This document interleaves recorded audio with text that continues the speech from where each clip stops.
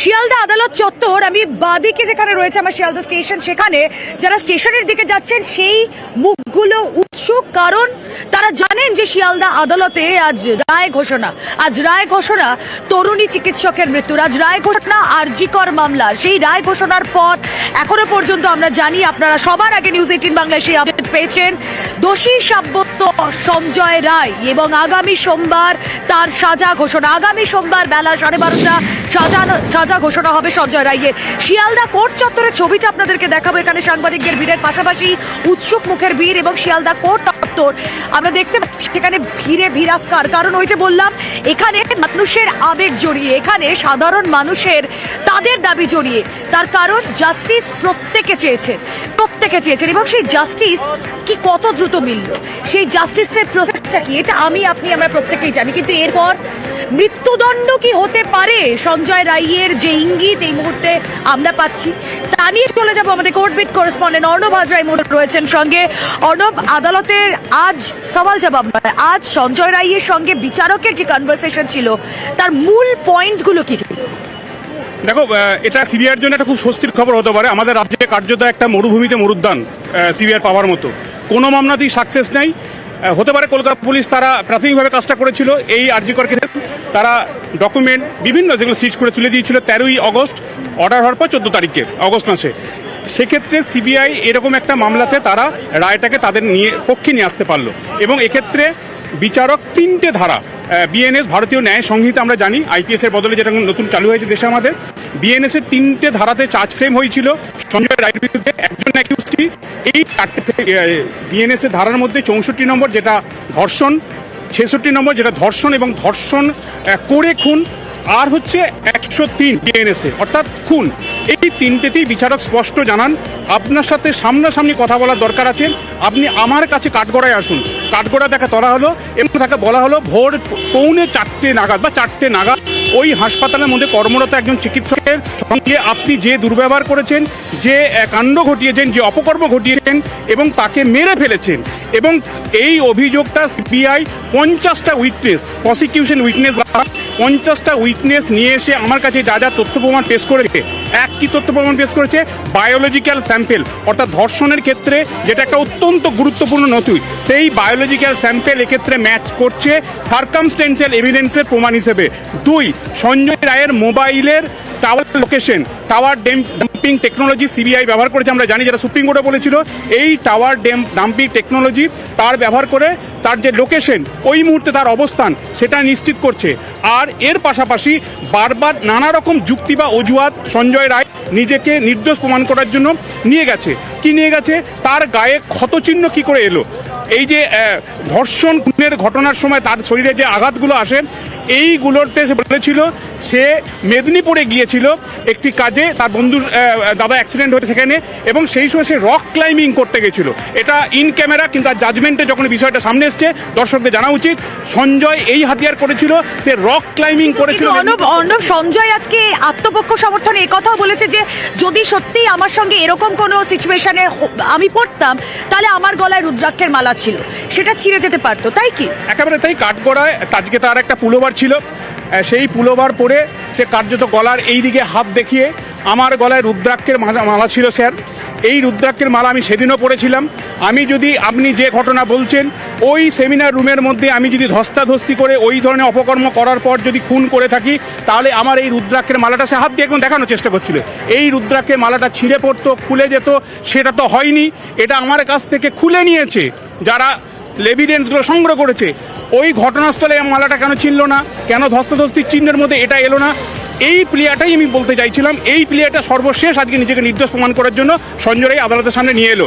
কিন্তু বারবার তার যে অবস্থান বদল, একবার তার শরীরে আঘাত চিহ্ন কি করে এলো না, আমি রক ক্লাইম্বিং করেছি, আজকে বলছে আমার এই রুদ্রাক্ষের মালা তো ছিল না, সেটা অক্ষত রইল কি করে।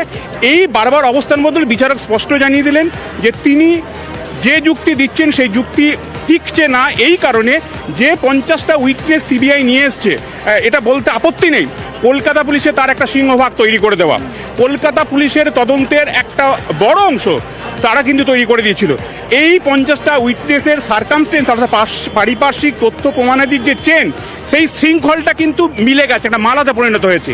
এবং সেই জায়গাতে বললাম tower dumping technology, biological sample, তার ওই সময়ের উপস্থিতি, সিসি ক্যামেরার ফুটেজ, ওই ঘর থেকে বেরোচ্ছে আসছে, এইগুলো ম্যাচ করে যাওয়ার কারণে এবং আরও অনেকে সাক্ষ্য দিয়েছে, সেই সাক্ষ্যতে কিন্তু সঞ্জয় রায়কে মূল অভিযুক্ত হিসেবে সামনে এসছে এবং আদালত মনে করছে দোষী সাব্যস্ত করার ক্ষেত্রে এই বিচারে আর অন্য কোনো বিকল্প নাই। সর্বোচ্চ সাজা কি হতে পারে, সর্বনিম্ন সাজা কি হতে পারে, এখনো পর্যন্ত প্রবণতা কোন দিকে, সর্বোচ্চ সাজাই কি? দেখো, এখনো পর্যন্ত বিচারক যেটা স্পষ্ট জানিয়ে দিলেন অনির্বাণ দাস, সর্বোচ্চ তার শাস্তি হতে পারে মৃত্যুদণ্ড, ফাঁসি, নচেত তার হতে পারে আমৃত্যু কারাবাস। কারণ 64 তিনি দোষী সাব্যস্ত হয়েছে, রেপ করেছেন, এটা বায়োলজিক্যাল স্যাম্পেল বা অন্য বিষয়ে এসছে।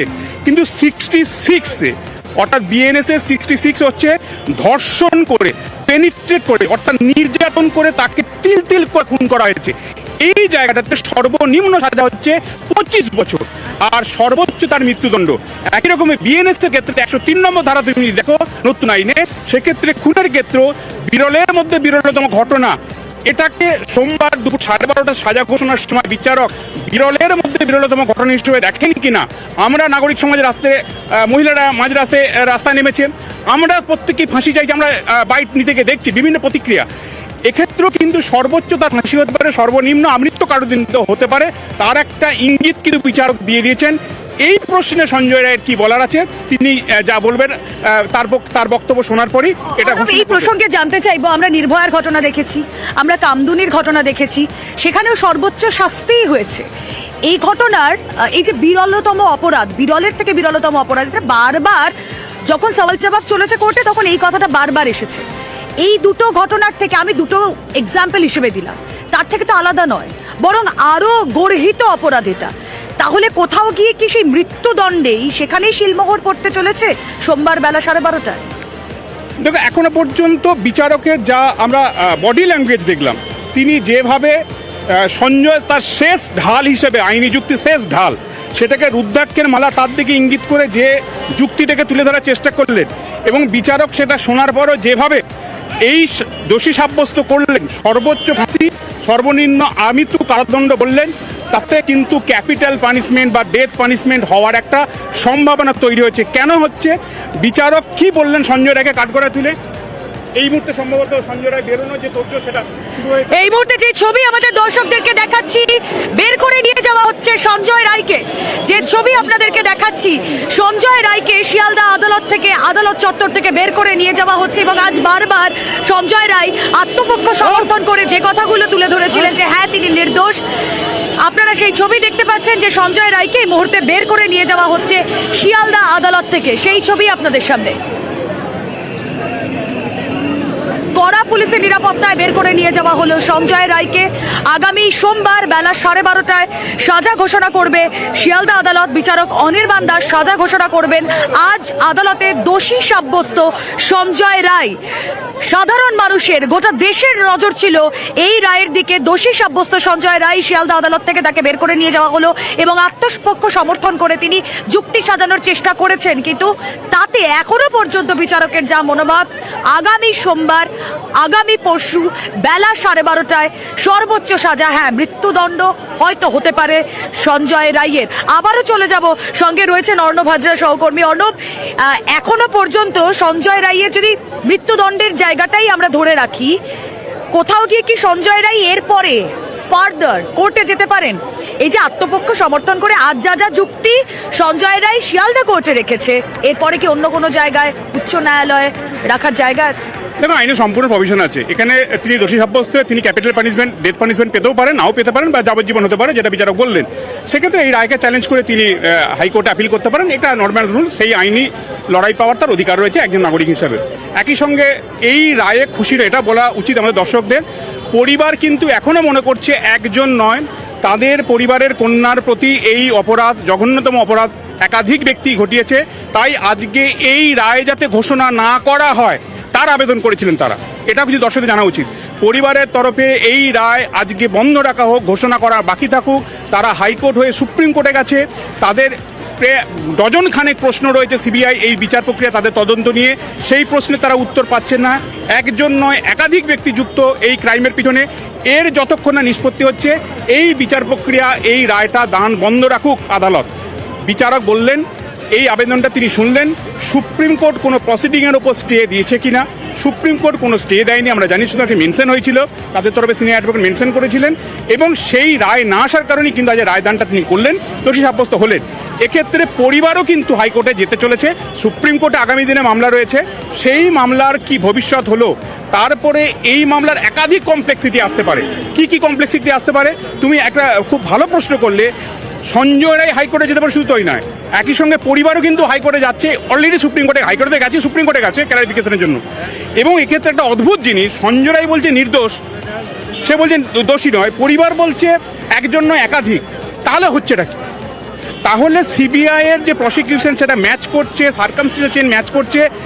তিনি বিচারক বলছেন যে 4-3টে সেকশনেতে তিনি দোষী সাব্যস্ত, সর্বোচ্চ ফাঁসি হতে পারে। এই জায়গাটায় নেক্সট রাউন্ড অফ একটা লিগ্যাল ব্যাটেল কিন্তু অপেক্ষা করছে। যদি ফাঁসি হয়, সোমবার দিন হবে কি হবে না আমি জানি না, হওয়ার একটা সম্ভাবনা রয়েছে বিচারকের বডি ল্যাঙ্গুয়েজ। যদি next round of legal battle, আমি তোমার কথা ধরেই বলি, সেটা যদি হয়, তাহলে তো আমরা জানি যে জাস্টিস ডিলেড, জাস্টিস ডিনাইড, এটা আবার ওই মানে সুদূর প্রসারী বিচার প্রক্রিয়ার মধ্যে ব্যাপারে আগামী সোমবার দিন রায় ডিক্লেয়ার হবে। এবং আমার বক্তব্য হচ্ছে, সবার কাছে আমার অনুরোধ যে আপনারা ই কোর্ট সার্ভিস বলে আমাদের একটা সার্ভিস আছে, সেই ই কোর্ট সার্ভিসে মাধ্যমের সময় সবাই জাজমেন্টটাকে দেখতে পাবে। দোষী সাব্যস্ত করা হলো 64 60 রেপ আর তার সাথে 103(1) বিএনএস অ্যাক্ট। আজকে সঞ্জয় রায় কোর্টে বলছে আমি নির্দোষ, আমি কিছু করিনি, আমার মালা জ্বলছে না, কি বলবেন? কি এই ব্যাপারে আগেও বলেছে। হ্যাঁ, এটা সম্পর্কে মন্তব্য করার কিছু নেই, সমস্তটাই এভিডেন্সের উপর নির্ভর করে। আমরা ইলেকট্রনিক, সায়েন্টিফিক সমস্ত এভিডেন্স প্রডিউস করেছি এবং কোর্ট কন্টিনিউ তদন্ত তো চলছেই। আপনারা কি সর্বোচ্চ সাজা দাবি করছেন? হ্যাঁ, সর্বোচ্চ তো আগেও করেছি, এখনো করবো। থ্যাংক ইউ বললাম।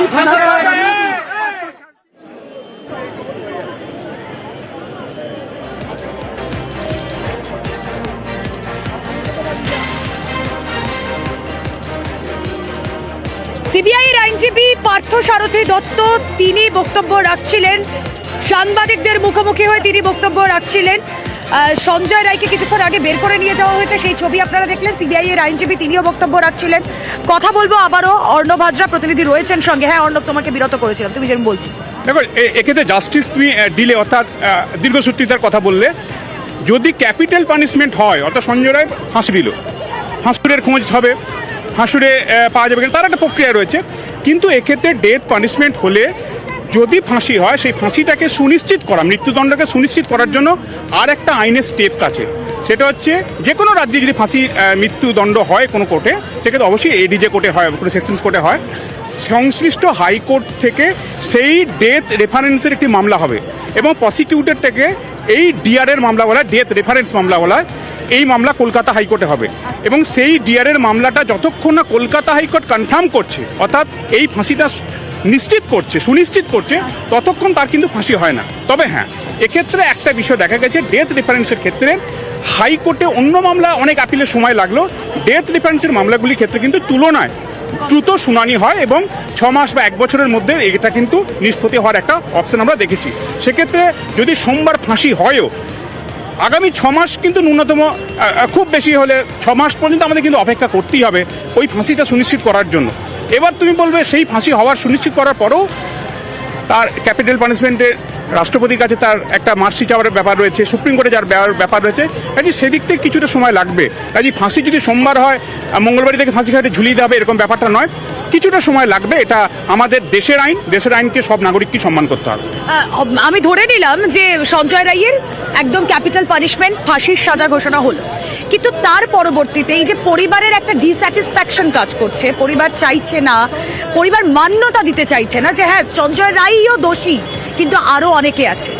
তারপরে আর কি কি জায়গা থাকতে পারে? ফাঁসির সাজা ঘোষণা হয়ে গেল সঞ্জয় রায়ের ক্ষেত্রে, তারপর দেখো, এক্ষেত্রে একটা বিষয়, আমি বিভিন্ন ক্রিমিনাল এক্সপার্টদের সাথে কথা বলছিলাম নিউজ 18 বাংলার প্রতিনিধি হিসেবে, এক্স বিচারপতিদের সাথে কথা বলছিলাম যারা ক্রিমিনাল এক্সপার্ট হিসেবে কলকাতা হাইকোর্টে খ্যাত। তারা প্রত্যেককে বলছেন একটা আরজি করের ধর্ষণ খুনের ঘটনা ঘটেছে। ধর্ষণ খুনের ঘটনার প্রথমে কলকাতা পুলিশ, পরে সিবিআই, হাইকোর্টের নির্দেশে সুপ্রিম কোর্টের সুমোটো হস্তক্ষেপে এই ঘটনার অফেন্স নিয়েছে, কগনিজেন্স নিয়েছে, অফেন্স অর্থাৎ এই ধর্ষণ খুনের কগনিজেন্স নিয়েছে, আদালত গ্রাহ্যের অপরাধ হিসেবে গ্রাহ্য হয়েছে, চার্জশিট হয়েছে, চার্জ ফ্রেম হয়েছে। সেই মুহূর্তে সাজা ঘোষণা হয়ে গেল, অর্থাৎ সঞ্জয় ফাঁসি হলো বা মৃত্যু কারাদণ্ড হলো। সেই ঘটনার পর কিন্তু এই বিচার প্রক্রিয়াটা কিন্তু কনক্লুশন পার্টে এসে গেল, রেস পার্ট কিছু রইল না। তাহলে পরে কি হবে? এই ডিসস্যাটিসফ্যাকশন একটা নারাজি পিটিশন করতে পারতেন পরিবারের আইনজীবীরা। তারা এই আদালতের এই স্টেপটাকে বা এই ধাপটাকে তারা মিস করেছেন কেন আমি জানি না। তারা হাইকোর্টে গেছেন, এটা ঠিক, রায় বেরোনোর আগে তারা হাইকোর্টে গেছেন। হাইকোর্টেরও একটা পরিষ্কার পর্যবেক্ষণ বিচারপতি তীর্থঙ্কর ঘোষ প্রথম দিনই দিয়েছেন। তিনি কিন্তু সময় নষ্ট করেননি। সকালে মেনশন হয়েছে, তিনি বিকেলেই শুনানি করেছেন এবং তিনি নির্দেশ দিয়েছেন। ওরাল নির্দেশ হলো, পরিষ্কার বলেছেন সিবিআইকে কেস ডায়েরি আনতে এবং একটা ক্লারিফিকেশন। তিনি বলেছেন এই বিচার প্রক্রিয়াকে তিনি স্টল করবেন না। তিনি বলেছেন বিচার প্রক্রিয়া বিলম্বিত করব না।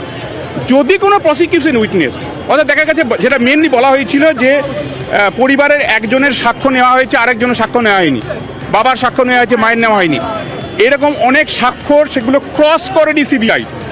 কারণ তাদের যুক্তি হচ্ছে কেন আরজি কর হাসপাতালের ইমার্জেন্সি বিল্ডিংয়ের, বাংলায় আমরা বলি 8 তলা 7th ফ্লোরের রহস্যময় কিছু আছে কিনা সিবিআইয়ের কোনো রেকর্ড নেই কোনো তদন্তে। তারা বলছে সেমিনার রুমের ওইটুকু জায়গার মধ্যে এই ধরনের একটা ক্রাইম কিনা। তারা বলছে 29 মিনিট সিসিটিভি যেটা দেখা যাচ্ছে সে ঢুকছে বেরোচ্ছে, এর মধ্যে এত বড় একটা ক্রাইম সংঘটিত হয় কিনা, আদৌ ওইটা ক্রাইম সিন কিনা, অর্থাৎ প্লেস অফ অকারেন্স ওটা কিনা। প্রথম মামলার সময় 42টা প্রশ্ন তুলেছিল সিবিআই তদন্ত নিয়ে পরিবার, পরে সেটা সাপ্লিমেন্টারি এফিডেভিট করে আরও 18টা প্রশ্ন তোলে, অর্থাৎ মোট 5 ডজন প্রশ্ন কিন্তু সিবিআই তদন্ত নিয়ে পরিবারের মনে রয়েছে। সেই 5 ডজন প্রশ্নের কি হবে? বিচারকের, হাইকোর্টের বিচারপতি যেটা প্রাথমিক পর্যবেক্ষণ ছিল, আমি বিচার প্রক্রিয়া স্টল করব না, কিন্তু যদি কোনো প্রসিকিউশন উইটনেস মিস হয়ে গিয়ে থাকে, সেটা সঠিকভাবে না হয়ে থাকে, তিনি সেটাকে রিটেস্টের জন্য পাঠাতে পারেন। সেক্ষেত্রে আমাদের কনস্টিটিউশনাল কোর্ট, সেটা হাইকোর্ট হতে পারে বা সুপ্রিম কোর্ট হতে পারে, যেহেতু সুপ্রিম কোর্টে এই মুহূর্তে নজরদারিতে পুরো বিষয়টি হচ্ছে বলে আমরা জানি, সেক্ষেত্রে এই ট্রায়ালটা রিট্রায়াল হবে কিনা। দুজন ইতিমধ্যে স্ট্যাটিউটরি সিবিআই ব্যর্থতা, তারা বেল পেয়ে গেছে, পরিবারের দাবি, প্রাক্তন টালা থানার ওসি, তৎকালীন ওসি এবং প্রিন্সিপাল, তারা আবার কাস্টডিতে আসবেনি, তাদের বিরুদ্ধে বিচার হবে কিনা, পুরোটা কিন্তু এখন সুপ্রিম কোর্টের মামলার ওপর বিচারাধীন হয়ে গেল।